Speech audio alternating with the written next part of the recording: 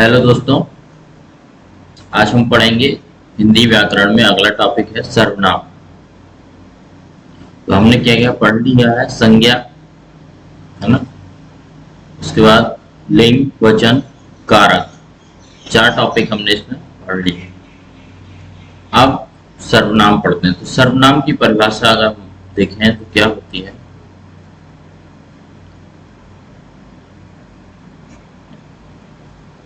ऐसे शब्द जो किसी संज्ञा के स्थान पर प्रयोग होते हैं। किसके स्थान पर? संज्ञा के स्थान पर।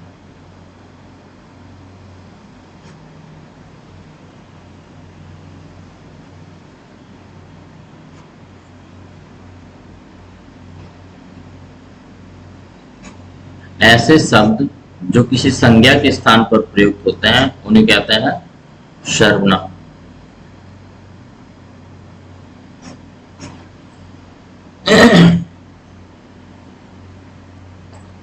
तो जैसे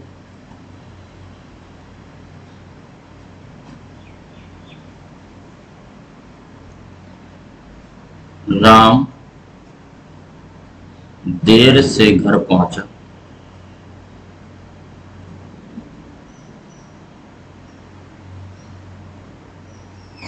क्योंकि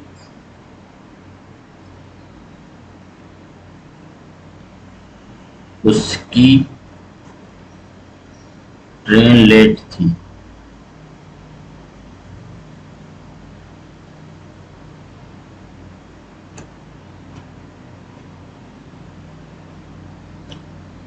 या देरी से चल रही थी।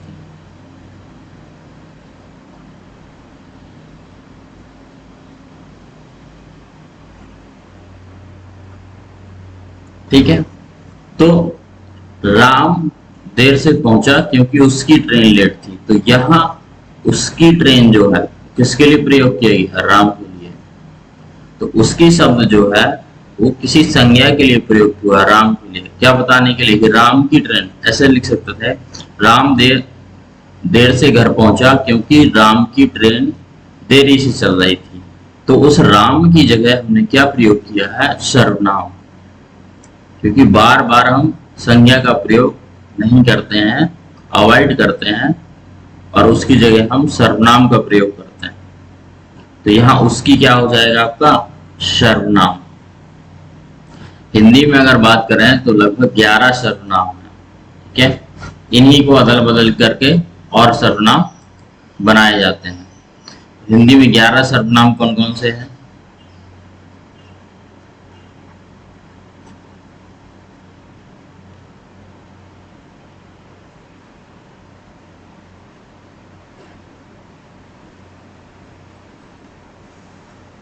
मैं,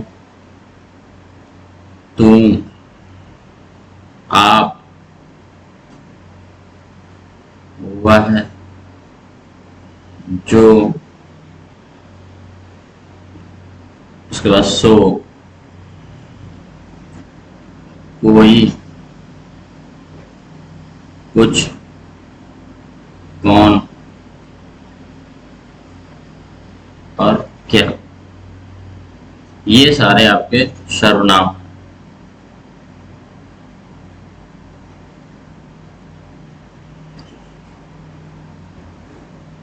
यह है। ठीक है। अब ये मूल सर्वनाम है, लेकिन कहीं कहीं इनको, जैसे पिछले उदाहरण में हमारा आया आया था उसकी, तो वह जो है वह से ये बनता है उसकी। ठीक है। तो इनको बदल के किसके अनुसार? संज्ञा के अनुसार, वचन के अनुसार, कारक के अनुसार बदल बदल के प्रयोग किया जा सकता है। तो ये सब होंगे आपके सर्वनाम। सर्वनाम क्या है? जिनको की संज्ञा के स्थान पर प्रयोग किया जाता है। जैसे एक और उदाहरण देखते हैं।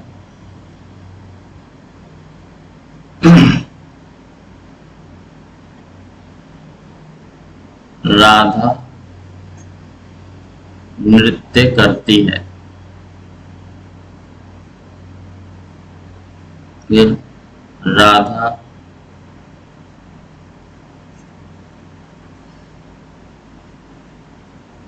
का गाना भी अच्छा है।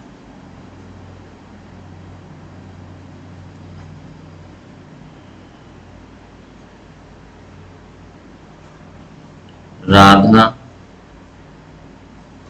गरीबों की मदद करती है।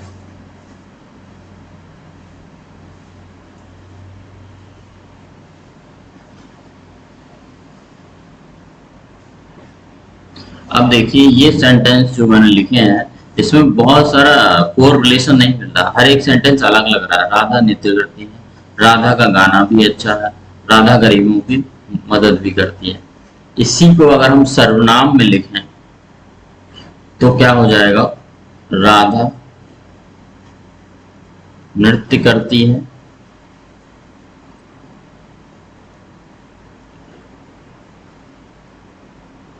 उसका गाना भी अच्छा है,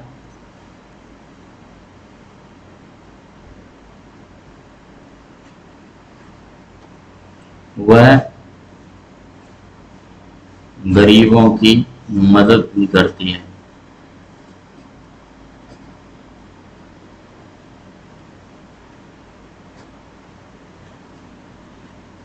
तो आप देखिए यहाँ आपके सर्वनाम प्रयुक्त में राधा के लिए उसका और वह, ये राधा जो संज्ञा है इसके लिए दो सर्वनाम प्रयोग हुए हैं इस पूरे सेंटेंस में। तो इस तरीके से हम सर्वनाम का प्रयोग करते हैं, बार बार हम उसी नाउन का प्रयोग, उसी संज्ञा का प्रयोग नहीं करते हैं। क्लियर? अब कैसे आपका जो है मैंने बताया था, जैसे आप है, आप से कोई दूसरा सर्वनाम बनाना है तो क्या हो जाएगा? अपना, ये भी है। यह से, इस, वह से, उस, तो ये सब सर्वनाम और बना सकते हैं। या उसके बाद क्या था? उसका, इस, इसमें भी लिख सकते हैं इसका। तो ये सब शब्द जो है ये सर्वनाम है। इस संबंध बताएंगे किसी से, जैसे उसका गाना, किसका गाना? राधा का गाना, गाना का संबंध राधा से बता रहा है। ठीक, तो अभी हम भेद पढ़ेंगे, सर्वनाम कितने प्रकार के होते हैं। सर्वनाम के भेद। तो सर्वनाम की बात करें तो मुख्यतः ये 6 प्रकार के होते हैं। कितने प्रकार के? 6 प्रकार के। कौन कौन से? पहला, पुरुषवाचक सर्वनाम।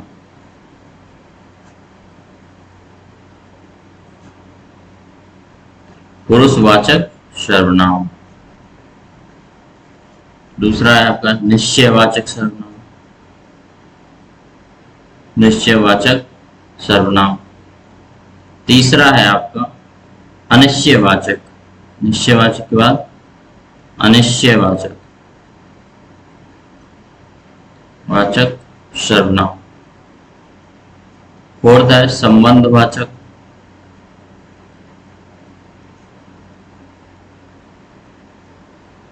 फिफ्थ है आपका प्रश्नवाचक।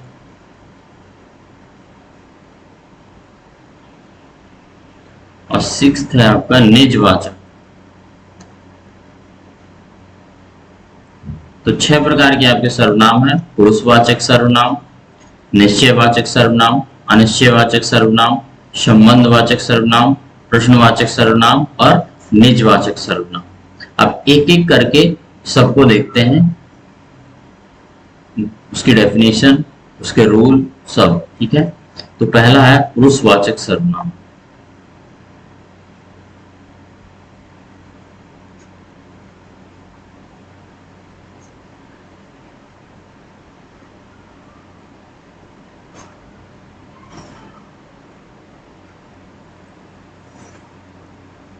पुरुषवाचक सर्वनाम वह सर्वनाम जिन जिन शब्दों से क्या हो, व्यक्ति का बोध हो।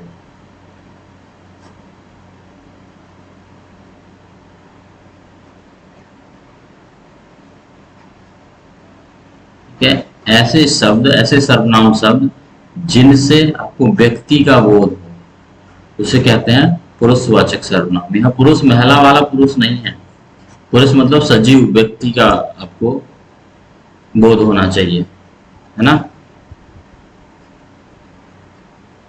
पुरुषवाचक सर्वनाम कहते हैं ऐसे शब्द जिनके प्रयोग से किसी व्यक्ति का बोध हो, है ना। तो ऐसे शब्दों को पुरुषवाचक सर्वनाम कहते हैं।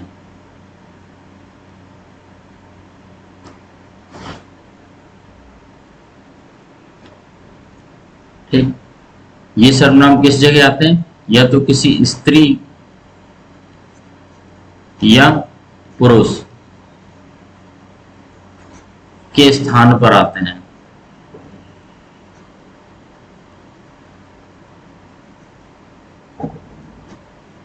स्त्री पुरुष क्या है, संज्ञा, तो संज्ञा के स्थान पर आते हैं लेकिन विशेष तरीके से, तो उनको बोलते हैं पुरुषवाचक सर्वनाम। जैसे मैं आता हूं, तो यहां मैं शब्द का प्रयोग किसी व्यक्ति के लिए किया गया है, तो इसको बोलेंगे पुरुषवाचक सर्वनाम। या इधर लिख देते हैं राम आता है, या राम कहता हूं मैं आता हूं।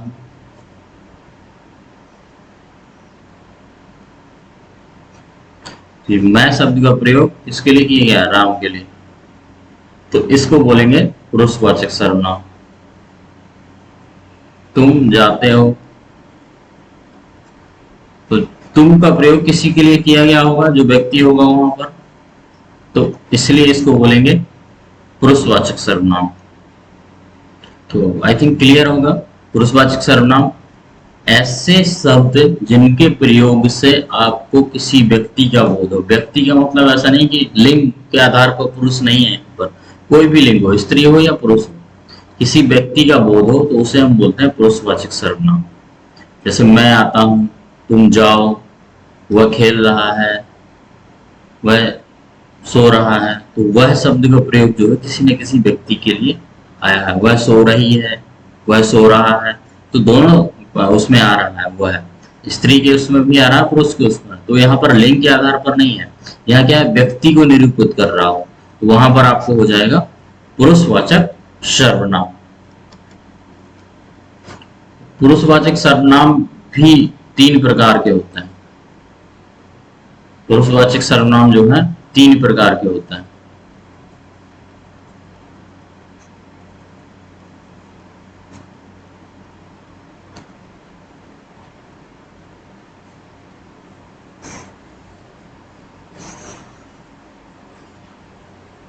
उत्तम पुरुष,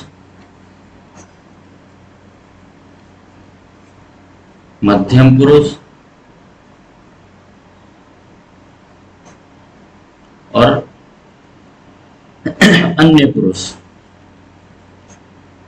मध्यम पुरुषवाचक, उत्तम पुरुषवाचक और अन्य पुरुषवाचक, ये 3 प्रकार के होते हैं।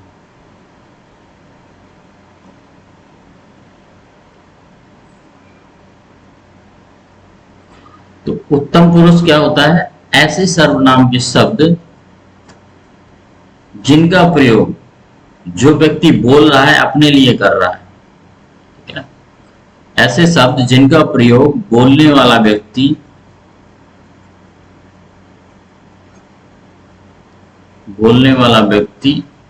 स्वयं के लिए कर रहा हो।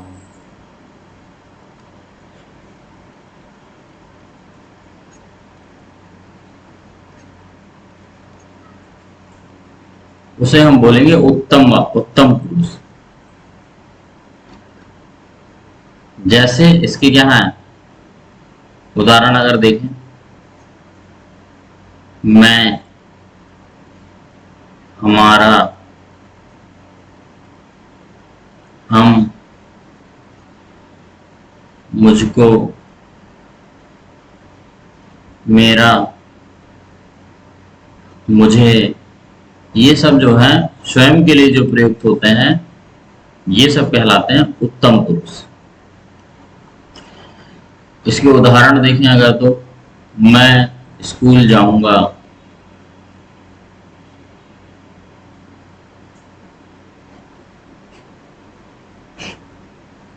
हम स्कूल जाएंगे,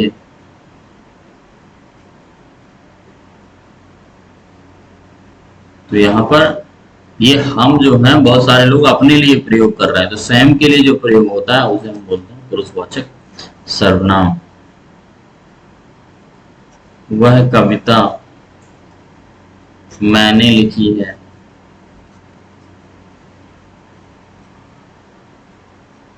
तो यहाँ पर भी देखिए मैंने शब्द किस लिए के लिए प्रयोग हुआ है, स्वयं के लिए, तो ये भी क्या हो जाएगा पुरुषवाचक।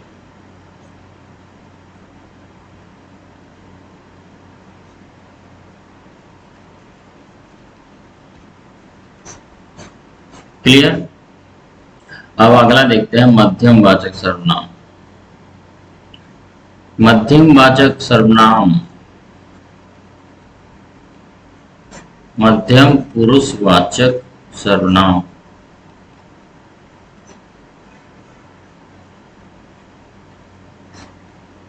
मध्यम पुरुष पहला वाला क्या था, जो व्यक्ति स्वयं के लिए प्रयुक्त करता है जिन शब्दों को, यहाँ क्या है ऐसे शब्द जिनका प्रयोग सुनने वाले के लिए किया जाता है, सुनने वाले के लिए, सुनने वाले के लिए प्रयुक्त सर्वनाम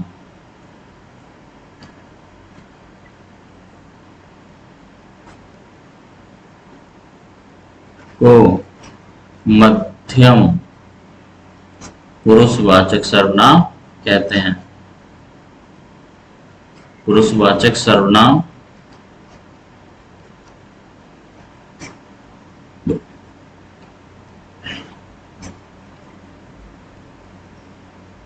कहते हैं। जैसे होते कौन कौन से हैं ये, जैसे तुम, तुम, तुम्हारा, तेरा, तुमने, ये सारे शब्द जो हैं ये आएंगे मध्यम पुरुषवाचक। आपने, आप, तो ये सब शब्द जो आते हैं वो सुनने वाले पे प्रयोग किया जाता है, जो तो इनको बोलते हैं मध्यम पुरुषवाचक सर्वनाम। उदाहरण अगर देखें तो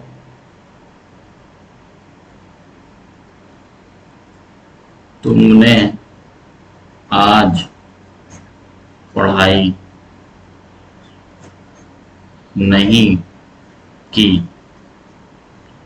तो ये देखिए तुमने किसी को, कोई सुनने वाला है जिसको बोला जा रहा है, कोई एक बंदा दूसरे को बोल रहा है कि तुमने आज पढ़ाई नहीं की, तो तुमने का प्रयोग किसके लिए होता है, सुनने वाले के लिए, और सुनने वाले के जब भी होगा तो वो क्या कहलाएगा, उत्तम पुरुषवाचक सर्वनाम। आपके पिताजी क्या करते हैं,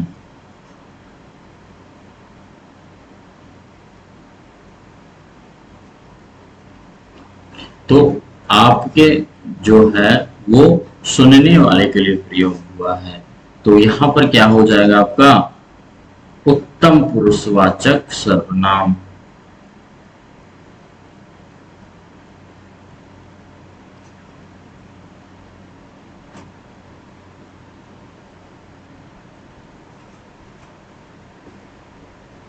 अब तीसरा है अन्य पुरुषवाचक। अन्य मतलब ना तो सुनने वाले के लिए बोला जाएगा ना स्वयं के लिए बोला जाएगा, किसी अन्य व्यक्ति के लिए बोला जाएगा, उसको बोलेंगे अन्य पुरुषवाचक। अन्य पुरुषवाचक सर्वनाम। ठीक है, तो आपने देखिए पहले क्या देखा था, उत्तम पुरुषवाचक में स्वयं के लिए बोला जा रहे थे वो शब्द, क्या हो रहे थे, स्वयं के लिए वो सब प्रयोग में ला रहे थे, उनको उत्तम पुरुषवाचक बोलते हैं। और ऐसे सर्वनाम जो सुनने वाले के लिए प्रयोग किए जाते हैं उनको क्या बोलते हैं, मध्यम पुरुषवाचक। और तीसरा है आपका अन्य पुरुषवाचक। अन्य पुरुषवाचक क्या है, ना तो स्वयं के लिए, ना स्वयं के लिए, और ना ही सुनने वाले के लिए।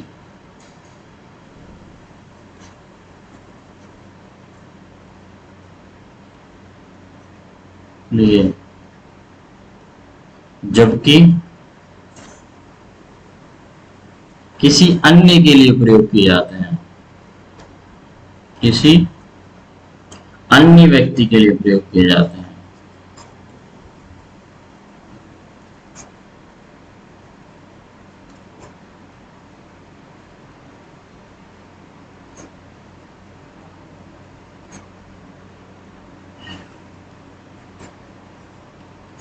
उनको बोलते हैं अन्य पुरुषवाचक। जैसे वे, वह, इनका, इन्हें, उसे, इसने आदि।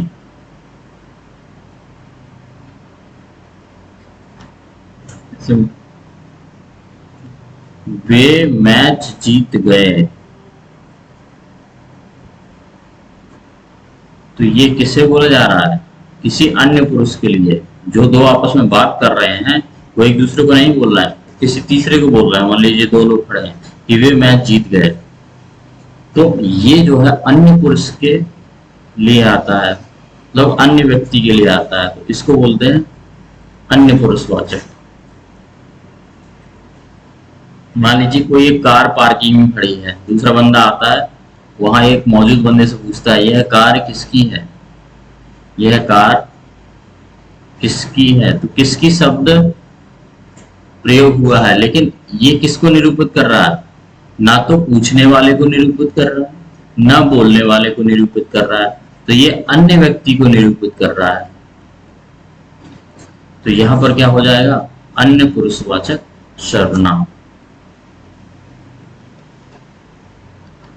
अब हमने पहला पढ़ लिया पुरुषवाचक, अब था आपका निश्चयवाचक सर्वनाम, उसकी मेन कैटेगरी में निश्चयवाचक सर्वनाम।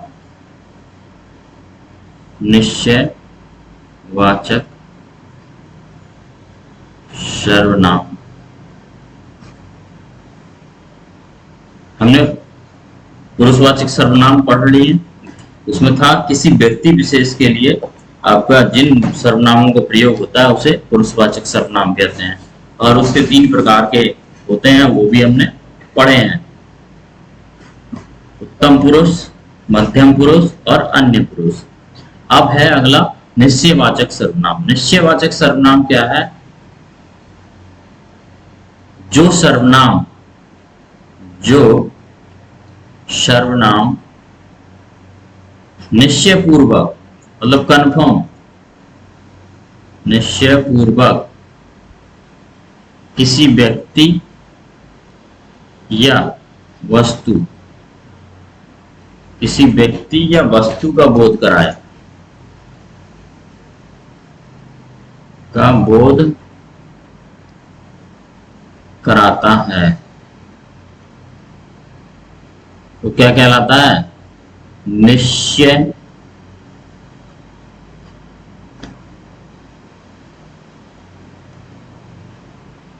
क्या कहलाता है, निश्चयवाचक सर्वनाम।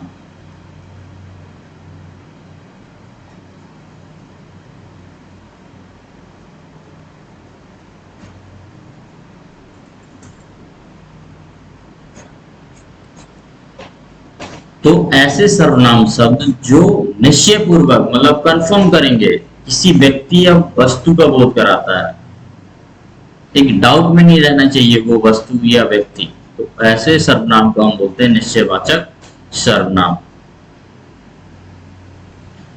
इनके उदाहरण क्या हैं,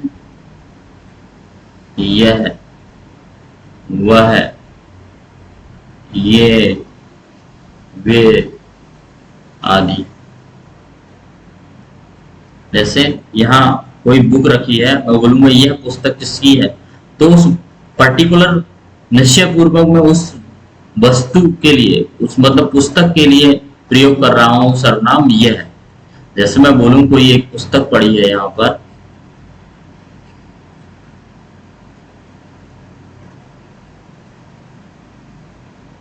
पुस्तक की ड्राइंग बहुत सुंदर बनने जा रही है। ये कोई पुस्तक पढ़ी है, मैं बोलूं यह पुस्तक किसकी है, अगर मैं बोलूं यह पुस्तक किसकी है, तो यहां पर यह जो शब्द आया है वो एक पर्टिकुलर पुस्तक के बारे में, एक निश्चय पूर्वक वस्तु या व्यक्ति के बारे में बता रहा है। तो यहां ये कहलाएगा आपका निश्चयवाचक सर्वनाम। वही किसकी है, ये पता नहीं किसकी है, ये भी सर्वनाम है, लेकिन किसकी है ये अनिश्चयवाचक कहलाता है। अभी अगला हम पढ़ेंगे, ठीक है। यहाँ आपको पता नहीं चल रहा किसी पर्टिकुलर के बारे में, तो ये अनिश्चयवाचक सर्वनाम कहलाता है। तो पहले हम बात करेंगे निश्चयवाचक की। तो यह जो शब्द है यह निश्चयवाचक सर्वनाम है।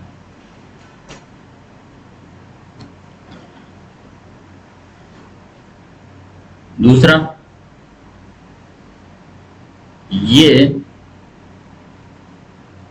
भ्रष्टाचार के प्रबल विरोधी हैं।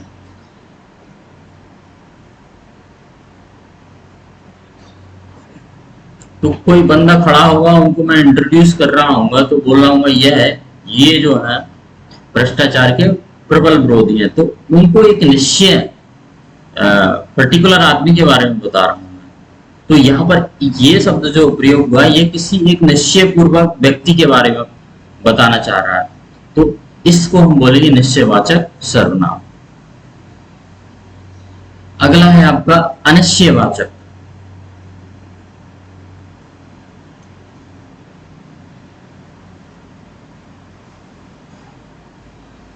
अनिश्चयवाचक सर्वनाम,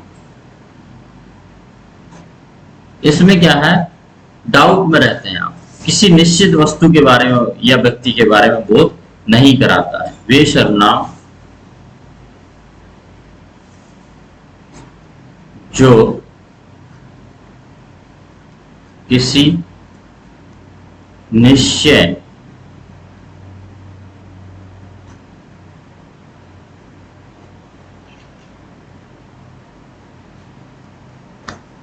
वस्तु का बोध न कराए।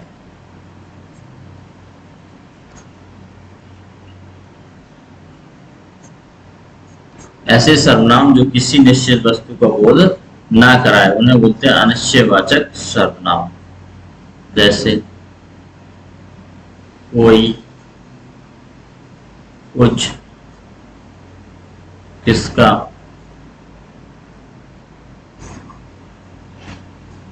तो उदाहरण अगर इसका देखें हम, कोई आ रहा है,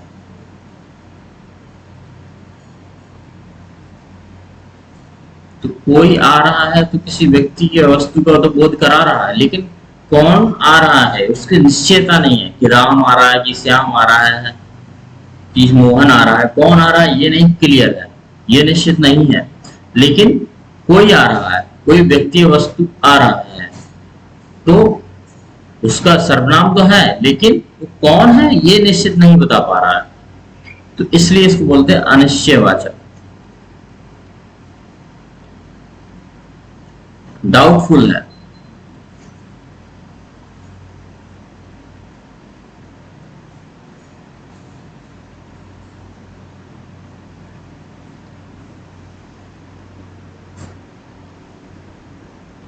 अगला है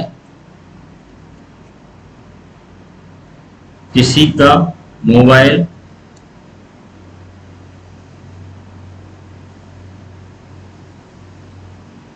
छूट गया है, अब वो मोबाइल किसका है ये नहीं पता, किसी का है, तो यहाँ अनिश्चयवाचक है। ये निश्चित नहीं बता रहा है कि ये मोबाइल राम का है कि श्याम का है, मोहन का है, सोहन का है, किसका है, लेकिन ये जरूर बता रहा है कि किसी का है। तो यहाँ पर एक अनिश्चय व्यक्ति का बोध हो रहा है, तो यहाँ पर आपका हो जाएगा अनिश्चयवाचक सर्वनाम। तीसरा आपका हो गया था अनिश्चयवाचक सर्वनाम। चौथा है आपका संबंधवाचक सर्वनाम। नाम से पता चल रहा है,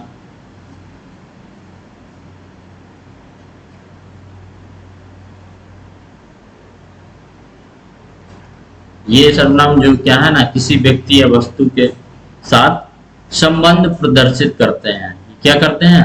संबंध प्रदर्शित करते हैं, संबंध बताते हैं, उन्हें बोलते हैं संबंधवाचक सर्वनाम। इनके शब्द क्या होते हैं? जैसे बात करें तो जो, जिसकी, जिसने, जैसा,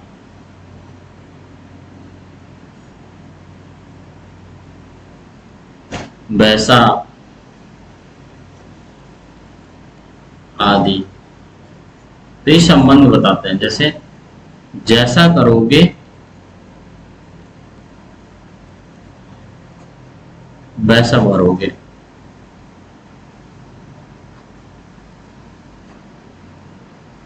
तो देखिए जैसा और वैसा, जैसा करोगे वैसा भरोगे, तो करने का, कर्म करने का संबंध उसके फल से बता रहा है, तो इसको संबंधवाचक सर्वनाम कहते हैं। जैसे जिसकी लाठी उसकी भैंस, जिसकी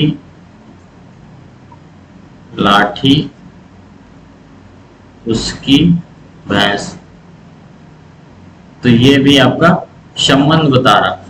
मतलब ये तो मुहावरा है, ये भी मुहावरा ही है, लेकिन ये क्या है? जिसके पास पावर है उसी के पास सब कुछ है, तो ये भी संबंध बता रहा है। तो संबंध समझ गए? ऐसे सर्वनाम जो संबंध निरूपित करते हैं या संबंध बताते हैं उसे हम बोलते हैं संबंधवाचक सर्वनाम। अगला है आपका फिफ्थ, प्रश्नवाचक सर्वनाम।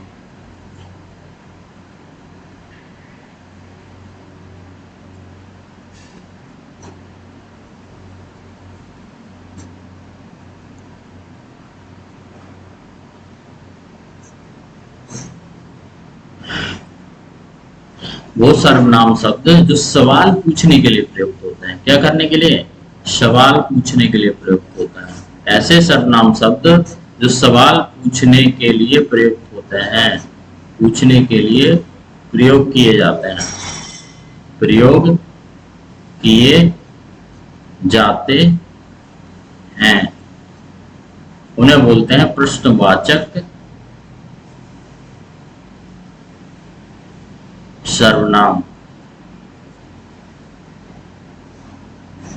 जैसे उदाहरण अगर देखें, शब्दों की बात करें तो क्या होगा? कौन, क्या, किसने आदि, ये सब शब्द आते हैं, तो वहां समझ लीजिए कि आपका प्रश्नवाचक सर्वनाम है। जैसे टोकरी में क्या रखा है,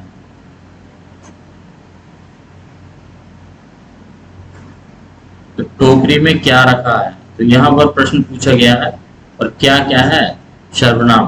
तो टोकरी में क्या रखा है, बाहर कौन खड़ा है, बाहर कौन खड़ा है, तो ये सब आपके हो जाएंगे प्रश्नवाचक सर्वनाम।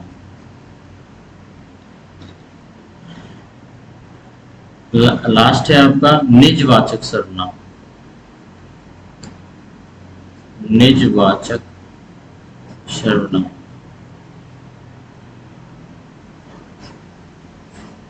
नाम से कुछ क्लियर हो रहा है? निज मतलब अपना। तो यहां पर क्या होता है? जो भी वक्ता यह लेखक स्वयं के लिए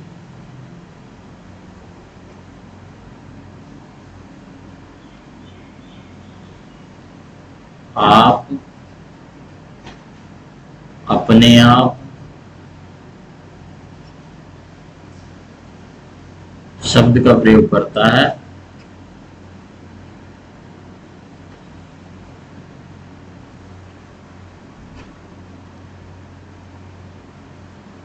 वहां क्या, उसको क्या बोलते हैं, निजवाचक सर्वनाम।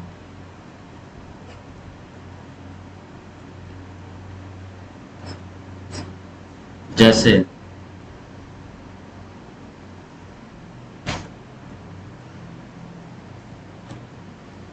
मैं अपने आप काम कर लूंगा।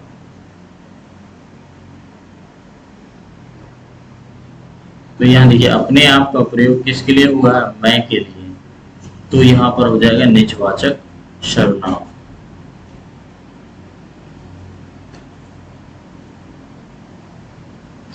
क्लियर है।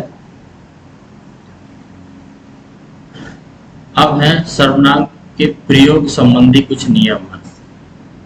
हमने तो अभी पढ़ा कि क्या कौन सा सर्वनाम होता है, इनके प्रयोग संबंधी कुछ नियम उनको भी देख लेते हैं। सर्वनाम के प्रयोग संबंधी नियम।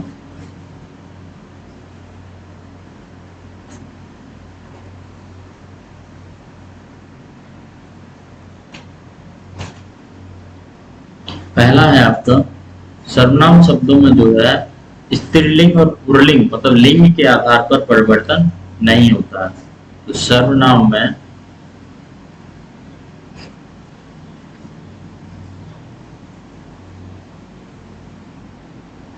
लिंग के आधार पर, लिंग के आधार पर परिवर्तन नहीं होता।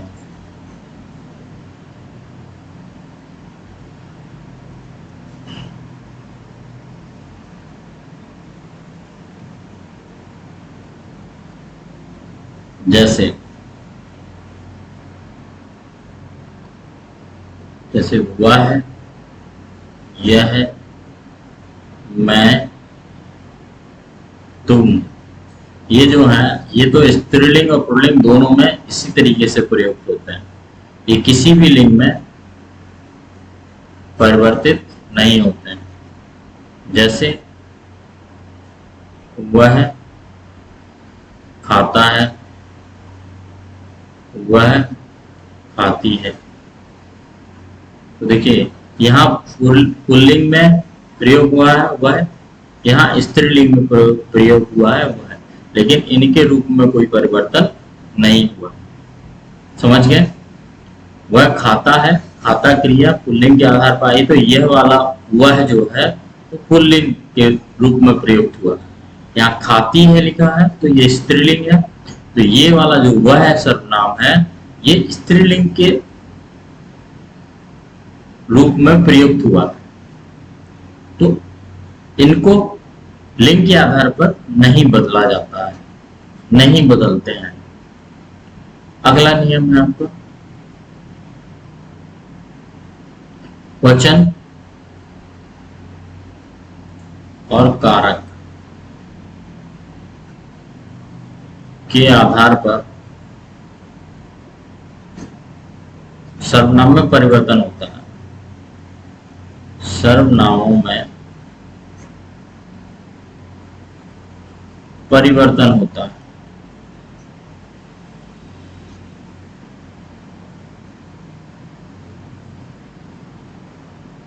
जैसे मैं, अगर ये बहुवचन में लिखा जाएगा तो क्या लिखा जाएगा, हम, है ना।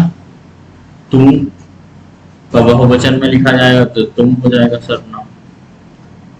मेरा का बहुवचन में लिखा जाएगा तो क्या हो जाएगा, हमारा।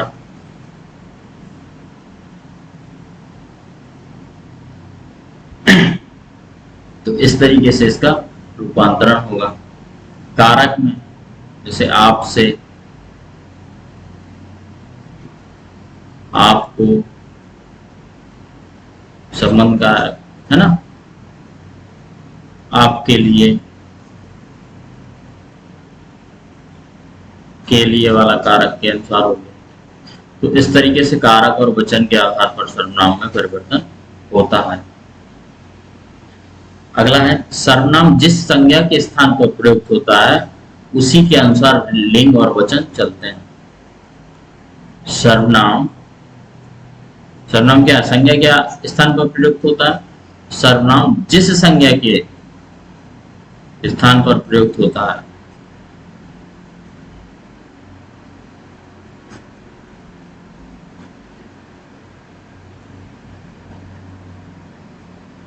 प्रयुक्त होता है लिंग और वचन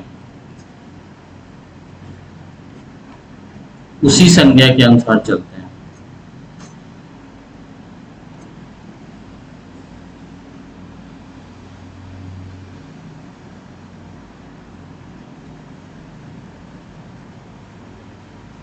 जैसे राधा खाना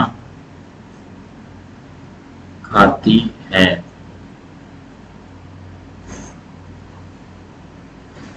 वह गाना भी गाती है। ठीक है, तो देखिए राधा के स्थान पर वह प्रयोग में आया है, तो वह के लिए क्रिया में लिंग स्त्रीलिंग के तौर पर प्रयोग हुआ क्योंकि राधा स्त्रीलिंग है। यही होता राम खाना खाता है, वह गाना भी गाता है।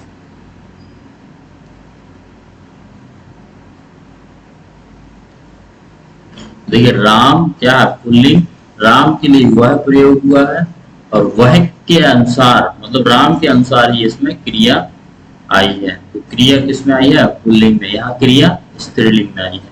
तो ये कहने का उद्देश्य था कि जिसके लिए भी ये सर्वनाम प्रयुक्त होते हैं लिंग और वचन उसी के अनुसार आते हैं। ठीक है, तो राधा स्त्रीलिंग एक वचन है, क्रिया भी आपकी स्त्रीलिंग एक वचन आई है। राम पुल्लिंग एक वचन है, क्रिया भी आपका पुल्लिंग एक वचन आई है।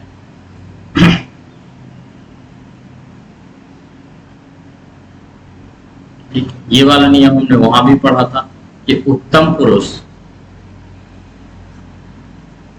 जब हम कारक पढ़ रहे थे तब भी यही पढ़ा था। उत्तम पुरुष सर्वनाम के लिए जो होता है कारक चिन्ह का, कारक चिन्ह का, की और के किसमें बदल जाते हैं? मेरा, रा, मेरी, रा, री, रे, मेरे। ठीक है, तो उत्तम पुरुष में रा, री, री में बदल जाते हैं। ठीक है, क्योंकि स्वयं के लिए प्रयोग होता है ना। उत्तम पुरुष में बताया क्या होता है? स्वयं के लिए। जैसे यहाँ आएगा तो लिखेगा उसका, यहाँ होगा तो होगा मेरा, तो का परिवर्तित हो जाता है राम में। यहाँ लिखेंगे उसकी, यहाँ होगा मेरी।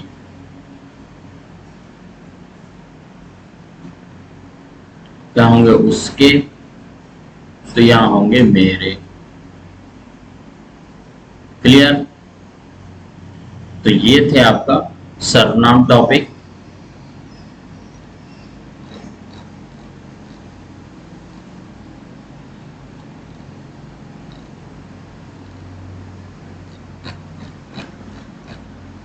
ठीक है, अब अगला टॉपिक स्टार्ट करते हैं, विशेषण।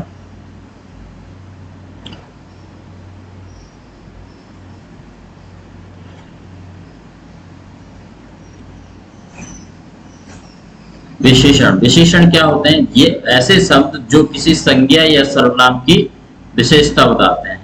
विशेषण क्या कहलाते हैं? ऐसे शब्द जो किसी संज्ञा या सर्वनाम की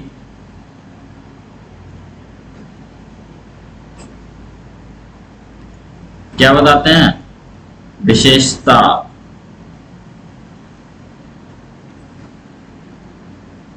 विशेषता बताते हैं,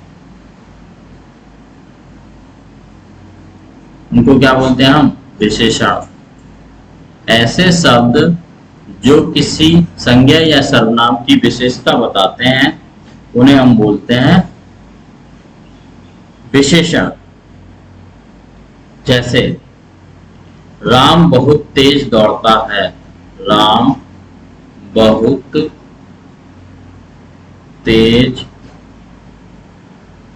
दौड़ता है।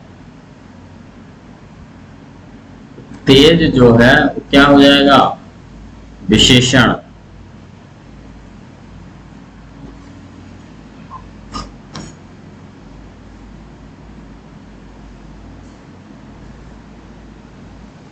समझ गए? जैसे राधा बहुत सुंदर है, तो यहां पर सुंदर क्या हो जाएंगे? विशेषण।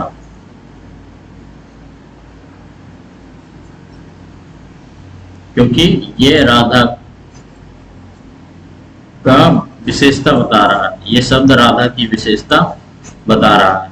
तो कोई भी शब्द जो संज्ञा या सर्वनाम की विशेषता बताते हैं उन्हें कहते हैं विशेषण।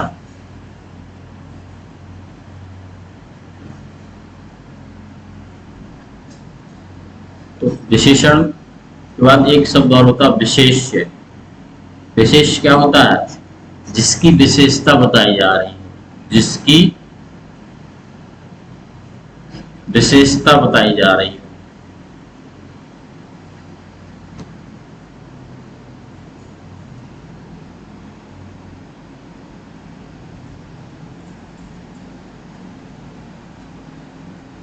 जिसकी विशेषता बताई जाती है उसको बोलते हैं विशेष्य, और जो विशेषता बताते हैं उनको बोलते हैं विशेषण। क्लियर है? विशेषण। अब विशेषण के प्रकार। विशेषण के प्रकार।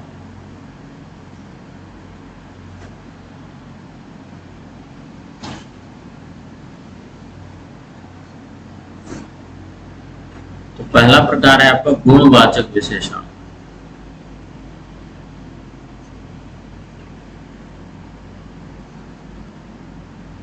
दूसरा है आपका संख्यावाचक विशेषण। तीसरा आपका परिमाणवाचक विशेषण। तीसरा है आपका संकेतवाचक।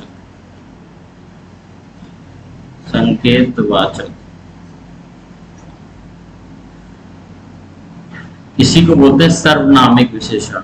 इसी को क्या बोलते हैं? सर्वनामिक विशेषण। इसके दो नाम हैं। और अगला आपका व्यक्तिवाचक विशेषण।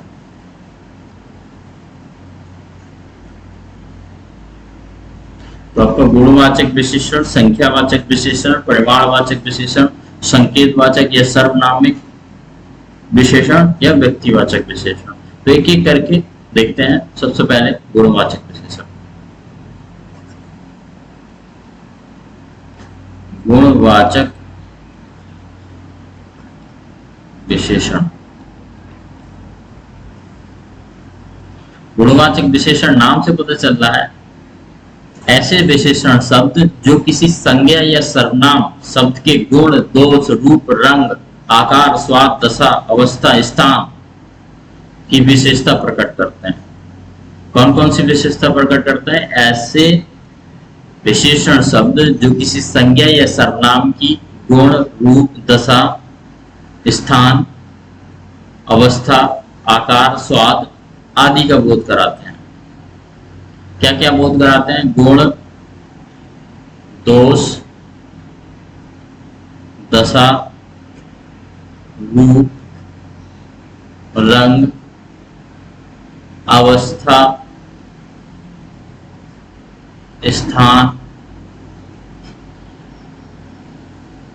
स्वाद, आकार आदि का बोध कराते हैं।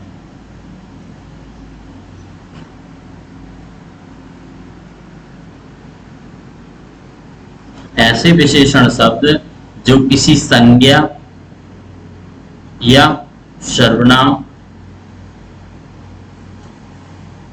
के गुण, दोष, दशा, रूप, रंग, अवस्था, स्थान, स्वाद, आकार आदि का बोध कराते हैं, उनको बोलते हैं गुणवाचक विशेषण। ऐसे विशेषण शब्द जो किसी संज्ञा या सर्वनाम के गुण, दोष, दशा, रूप, रंग, अवस्था, स्थान, स्वाद, आकार आदि का बोध कराते हैं, उसे हम बोलते हैं गुणवाचक विशेषण। उदाहरण,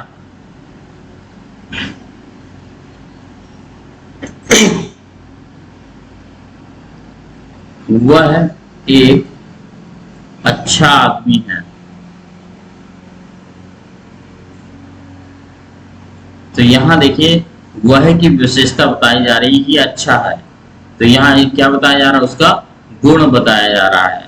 तो ये सर्वनाम क्या कहलाएगा, गुणवाचक सर्वनाम। जैसे रंग के लिए काली टोपी,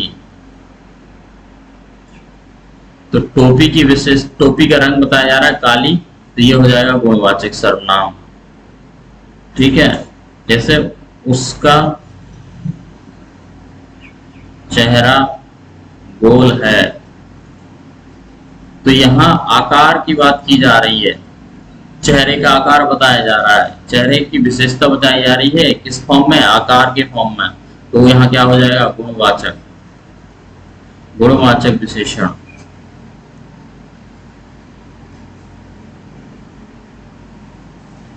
समझ गए।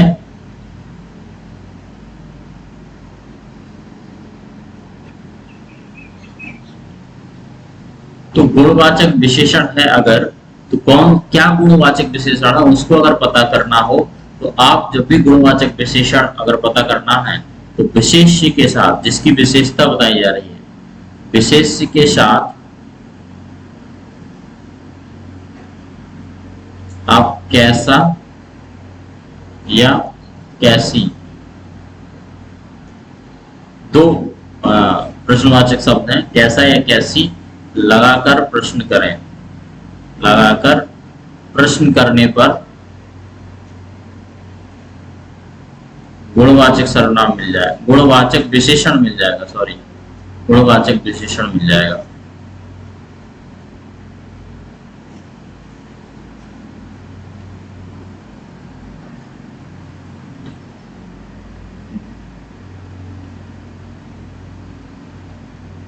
जैसे था उसका चेहरा गोल है ना, तो हम लिख सकते थे चेहरा क्या है, विशेष है, तो उसके साथ उसका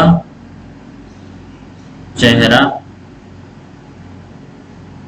कैसा है, ये प्रश्न हो गया, तो उत्तर मिलेगा गोल।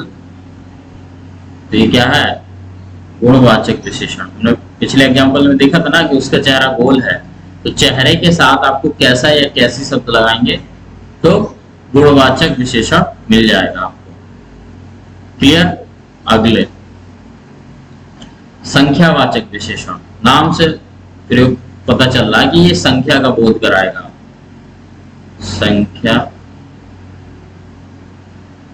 वाचक विशेषण,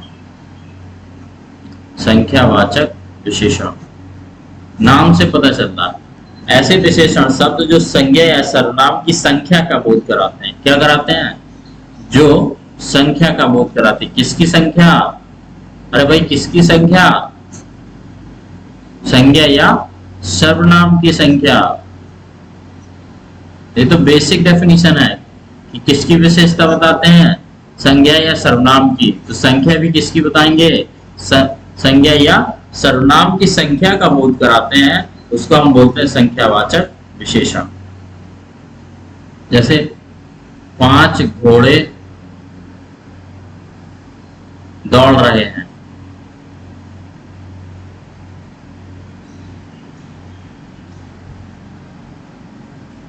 तो घोड़ों की विशेषता क्या है, 5 घोड़े हैं। 5 क्या है, संख्या बता रहा है, किसकी? घोड़ों की। घोड़े क्या है? संज्ञा। और इसी यही क्या है? विशेष्य। तो ये क्या हो गया? विशेषण। विशेषण में भी बात करें तो कौन सा विशेषण? संख्यावाचक।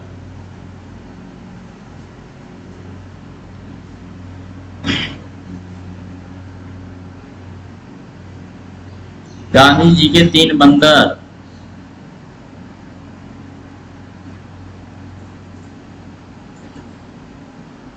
तो बंदरों की संख्या बताई जा रही है, ये क्या हो जाएगा?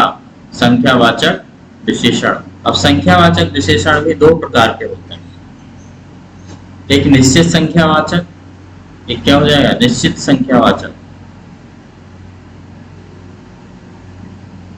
निश्चित संख्या वाचक। दूसरा हो जाएगा अनिश्चित संख्यावाचक।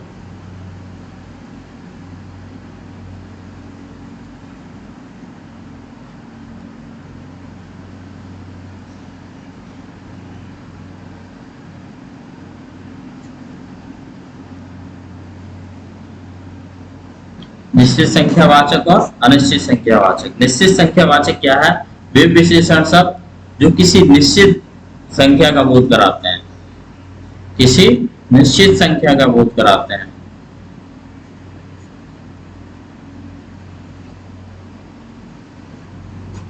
और अनिश्चित वाचक में क्या है?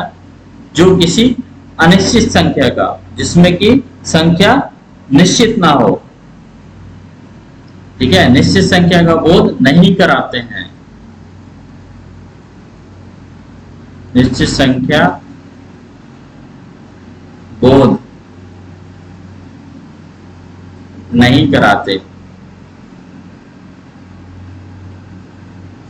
और ये क्या है? निश्चित संख्या बोध कराते हैं। तो इनके एग्जाम्पल देख लेते हैं। जैसे मेरी कक्षा में 30 छात्र हैं।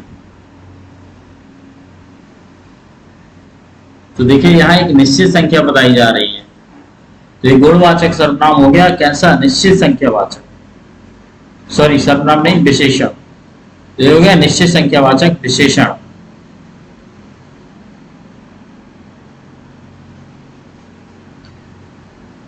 तो क्योंकि यहाँ पर संख्या 30 है, 30 एक निश्चित संख्या है। कमरे में एक पंखा लगा है।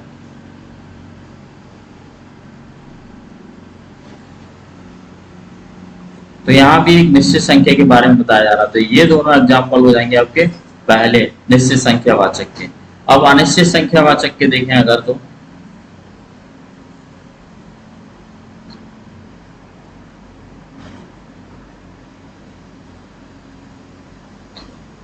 रेलगाड़ी कुछ देर बाद आएगी।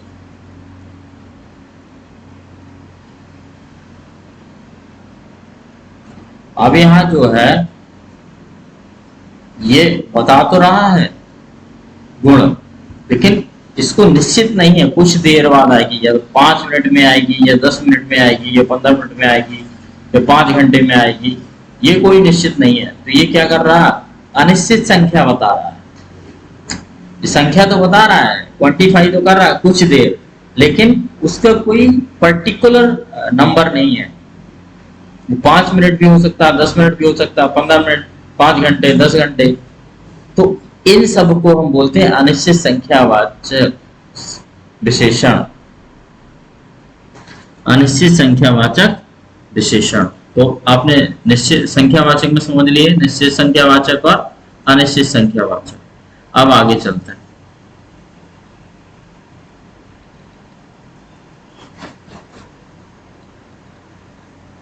तीसरा है परिमाणवाचक। परिमाणवाचक विशेषण।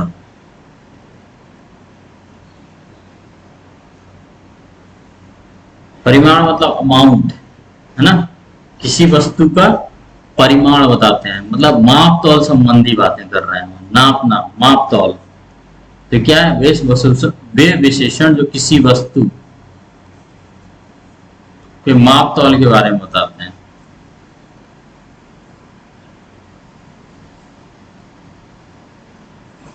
क्या है, परिमाण के बारे में बताते हैं।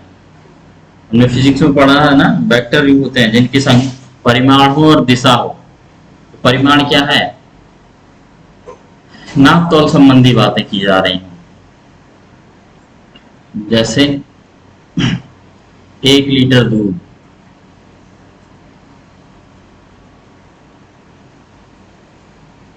दूध की विशेषता है कि कितना, 1 लीटर, परिमाण बताया जा रहा है। कुछ पानी, पानी है लेकिन कुछ पानी है, परिमाण है लेकिन निश्चित परिमाण नहीं है। यहां भी आपका निश्चित और अनिश्चित आएगा। ठीक है, तो ये क्या हो गया, निश्चित परिमाणवाचक। समझ गए ना आप, 1 लीटर है, निश्चित है। ये क्या, कुछ पानी है, 1 लीटर हो सकता है, 2 लीटर हो सकता है, 3 लीटर हो सकता है, तो इसको बोलते हैं अनिश्चित वाचक, अनिश्चित परिमाणवाचक विशेषण। तो इसी में प्रकार होगा, इसके परिमाणवाचक के प्रकार देख लो अगर देखना है इसी में। तो एक हो गया निश्चित वाचक, एक अनिश्चित।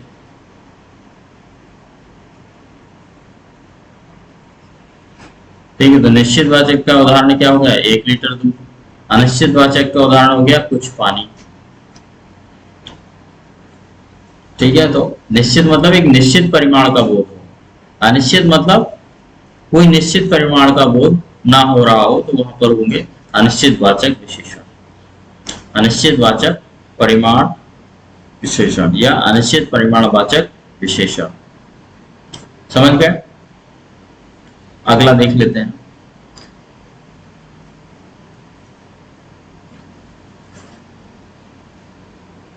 संकेतवाचक। संकेतवाचक नाम से कुछ हद तक क्लियर हो रहा है, संकेतवाचक विशेषण। संकेतवाचक विशेषण क्या है, ये विशेषण, ये विशेषण किसी संज्ञा या सर्वनाम की ओर, किसी संज्ञा या सर्वनाम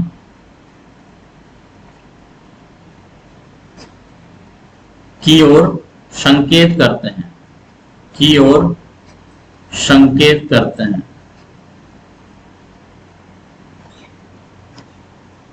क्या करते हैं ये, कि किसी संज्ञा या सर्वनाम की ओर संकेत करते हैं।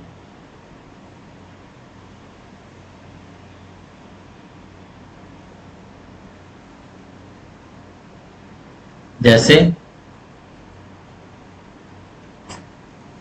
वह गाय दूध देती है, तो गाय की ओर संकेत किया जा रहा, वह गाय। जैसे मैं बोलूं वह गाय, कहीं दूर बंधी हो गाय, तो मैं बोलूं वह गाय दूध देती है। तो गाय की विशेषता क्या है, कि वो दूध देती है। हो सकता है कुछ गाय ऐसी हो जो उस समय दूध नहीं दे रही हो, तो मैं विशेषता बता रहा हूं, लेकिन संकेतवाचक क्या है, मैं उसकी तरफ संकेत कर रहा हूं वह शब्द से, वह गाय दूध देती है। तो इसको बोलते हैं संकेतवाचक सर्वनाम, सॉरी विशेषण, संकेतवाचक विशेषण। यह मेरी पुस्तक है। ठीक है, तो यह क्या है, मैं बोल रहा हूं यह मेरी पुस्तक है, तो ये मैं इस पुस्तक की तरफ संकेत कर रहा हूं, तो ये कहलाएगा संकेतवाचक विशेषण। पर्टिकुलर पुस्तक की तरफ मैं संकेत कर रहा हूं, तो ये कहलाएगा संकेतवाचक विशेषण। अगला है आपका व्यक्तिवाचक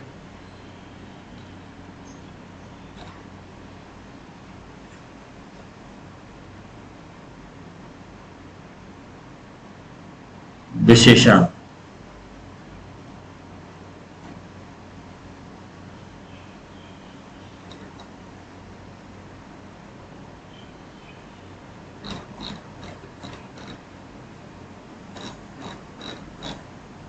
व्यक्तिवाचक विशेषण,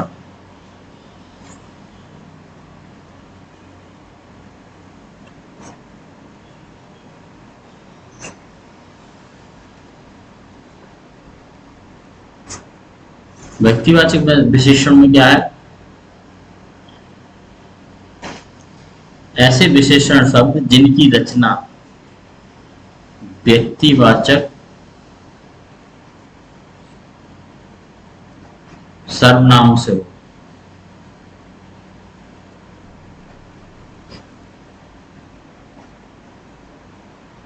ऐसे विशेषण शब्द जो व्यक्तिवाचक सर्वनाम से बनते हैं उनको व्यक्तिवाचक विशेषण कहते हैं। ऐसे विशेषण शब्द जो व्यक्तिवाचक सर्वनाम से बनते हैं उनको व्यक्तिवाचक विशेषण कहते हैं। जैसे व्यक्तिवाचक सर्वनाम क्या है, इलाहाबाद, तो इसका विशेषण बना तो हम क्या बोल देंगे, इलाहाबादी, इलाहाबादी। तो ये हो गया, ये आपका व्यक्तिवाचक संज्ञा या सर्वनाम, सॉरी व्यक्तिवाचक संज्ञा। ऐसे सर्वनाम जो व्यक्तिवाचक संज्ञा से बनते हैं, सर्वनाम से नहीं, सॉरी, ऐसे सर्वनाम, सॉरी ऐसे विशेषण शब्द जो व्यक्तिवाचक संज्ञा से बनते हैं। ठीक है, ऐसे विशेषण शब्द जो व्यक्तिवाचक संज्ञा से बनते हैं। तो व्यक्तिवाचक संज्ञा यहाँ क्या है, इलाहाबाद। व्यक्तिवाचक संज्ञा क्या थी, जो किसी व्यक्ति या स्थान के बारे में बताते हैं उनको बोलते हैं व्यक्तिवाचक संज्ञा। तो इलाहाबाद, इलाहाबाद से हमने विशेषण बनाया व्यक्तिवाचक विशेषण इलाहाबादी। जैसे जयपुर, तो जयपुर क्या है, व्यक्तिवाचक संज्ञा है, व्यक्तिवाचक संज्ञा है। तो इसका सर्वनाम अगर हम करेंगे तो जयपुरी, जयपुरी। जैसे भारत, ये क्या है, व्यक्तिवाचक संज्ञा है। और अगर इसका विशेषण बताएं व्यक्तिवाचक तो हो जाएगा भारतीय। तो ये सब जो विशेषण हैं जो व्यक्तिवाचक संज्ञा से बनते हैं उनको बोलते हैं व्यक्तिवाचक विशेषण। इनका प्रयोग कैसे होता है, जैसे मुझे भारतीय खाना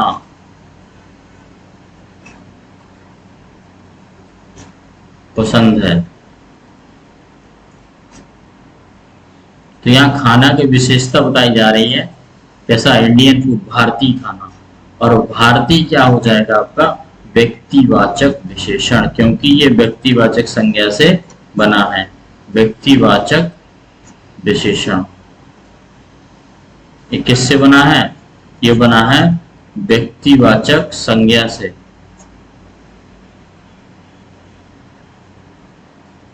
वो संज्ञा क्या है, भारत।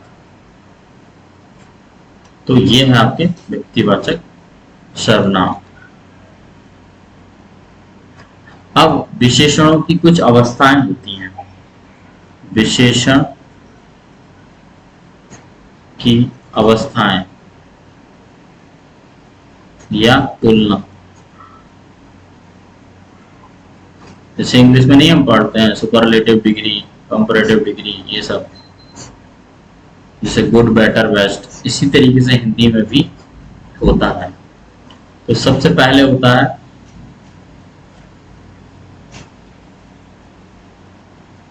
मूल्यावस्था,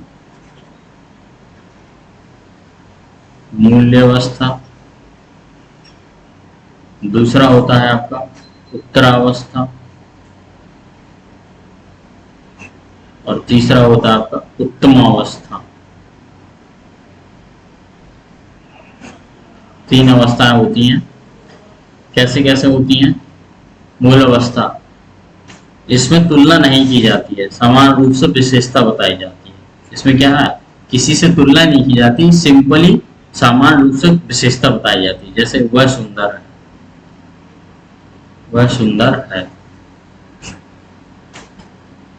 उत्तरावस्था में क्या है, इनमें दो की तुलना करके एक अधिकता और एक को न्यूनता दिखाया जाता है। इसमें तुलना की जाती है, एक को अधिक दिखाया जाता है, एक को कम दिखाया जाता है, न्यूनतम दिखाया जाता है। जैसे राम श्याम से अधिक बुद्धिमान है, श्याम से, राम श्याम से अधिक बुद्धिमान है, अधिक बुद्धिमान है। तो देखो यहां पर राम की विशेषता में अधिकता दिखाई गई है और श्याम की विशेषता में न्यूनता दिखाई गई है। राम श्याम से अधिक बुद्धिमान है, तो यहाँ पर तुलना की गई है।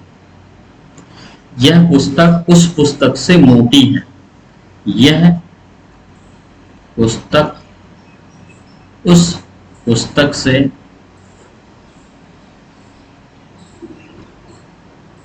मोटी है। तो देखिए इस पुस्तक और उस पुस्तक के बीच में तुलना की जा रही है। यह पुस्तक को अधिक दिखाया जा रहा है, इसको न्यून दिखाया जा रहा है। तो इसको बोलते हैं उत्तरावस्था। उत्तरावस्था में क्या है, विशेषताओं की तुलना की जाती है। एक संज्ञा या वस्तु की विशेषता में अधिकता दिखाई जाती है और दूसरी जिससे तुलना की जाती है उसमें न्यूनता दिखाई देती है, मतलब कम दिखाया जाता है। उसके बाद है उत्तमावस्था। उत्तमावस्था में क्या है,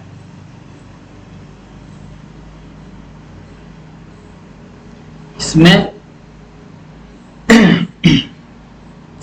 तुलना करने के बाद किसी एक को अधिकतम या न्यूनतम दिखाया जाता है। ठीक है, इसमें एक को अधिक या न्यून दिखाया जाता है, केवल एक को। जैसे अंकुर कक्षा में सबसे अधिक बुद्धिमान है, मतलब सुपरलेटिव, जो हिंदी बोलते हैं ना इसको, इंग्लिश में सुपरलेटिव, बेस्ट। ये गुड वाला है, ये बेटर वाला है, ये बेस्ट वाला है। तो यहाँ पर जो भी गुण बताया जाएगा या तो अधिकतम होगा या न्यूनतम होगा, सिंपल सी बात। जैसे अंकुर कक्षा में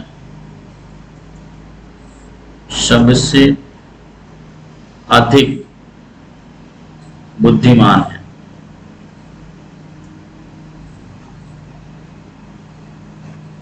तो यहां देखिए अंकुर की विशेषता बताई जा रही है और अधिकतम बताई जा रही है। तो इसमें अधिकतम उत्तमावस्था में क्या होता है, या तो अधिकतम की बात की जा रही है या न्यूनतम की बात की जाती है। उत्तरावस्था में क्या है, दोनों को कंपेयर किया जाता है, एक को अधिक एक को उससे कम बताया जा रहा है। मूल अवस्था में क्या है, किसी से कंपेरिजन नहीं की जाती है, सिंपली उसकी विशेषता बताई जाती है। अगर जैसे इंग्लिश में हम लिखते हैं वैसे हिंदी में भी इसकी अवस्थाएं होती हैं शब्दों की। जैसे मूल अवस्था में मोटा, फिर होगा अधिक मोटा, फिर होगा सबसे अधिक मोटा।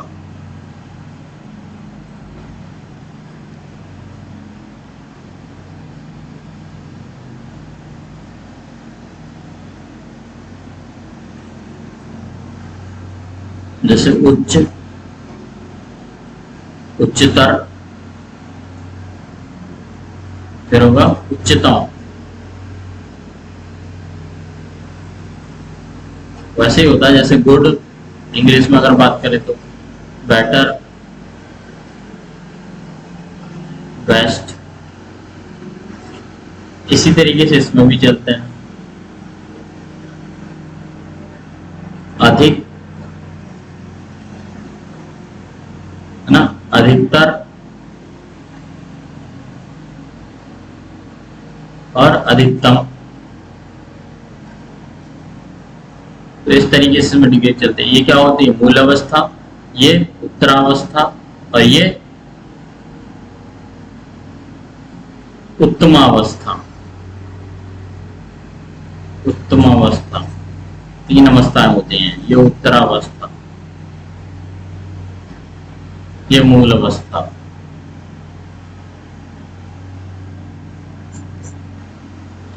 तो ये थे हमारे विशेषण। आज हमने विशेषण पढ़ा और सर्वनाम पढ़ा। ये लेक्चर आपको कैसा लगा जरूर बताइएगा, और कोई भी डाउट है तो मुझसे जरूर पूछें। Thank you for watching us.